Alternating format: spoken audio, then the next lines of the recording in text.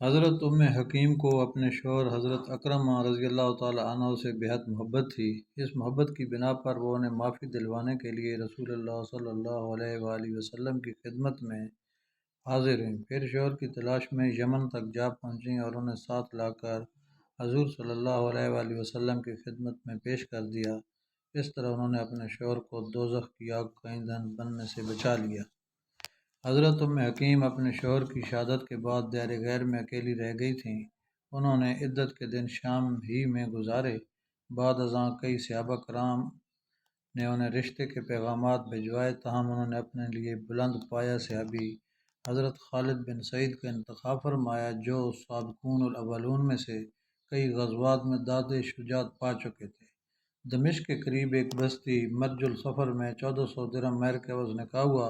یہاں ہر وقت رومیوں کے حملے کا خطرہ تھا۔ رسم عروجی کی ادائیگی تیاری ہو رہی تھی۔ حکیم نے اپنے شوہر سے کہا کہ نہ جانے کس وقت رومی فوج حملہ کر دے، چنانچہ ابھی تھوڑا توقف کر لیں۔ اس پر حضرت خالد نے کہا، مجھے اس بات کا یقین ہے کہ آئندہ ہونے والے معرکے میں مجھے ضرور شہادت نصیب ہوگی۔ چنانچہ ایک پل کے قریب خیمہ نصب کیا، جو اب فطر حکیم کے نام سے مشہور ہے۔ دوسرے دن ابھی لوگ دعوت ولیمہ سے فارغ نہ ہوئے تھے کہ رومی فوج نے اس جگہ حملہ کر دیا اور اس لڑائی میں حضرت خالد جام شہادت نوش کر گئے۔ حضرت حکیم اگرچہ عروسی لباس میں تھیں، لیکن بپری شیرنی کی طرح کھڑی ہوئیں۔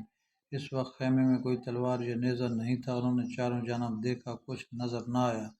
خیمے کی نوکیلی چوب اکھاڑ کر میدان میں نکل کھڑی ہوں، اور پھر دمشق کے نیلے آسمان سے آگ برساتے سورج نے یہ محیر العقول منظر دیکھا کہ ایک دن کی دلہن نے جذبہ جہاد سے سرشار ہو کر شجاعت و بہادری کا ناقابل یقین کارنامہ انجام دیتے ہوئے 7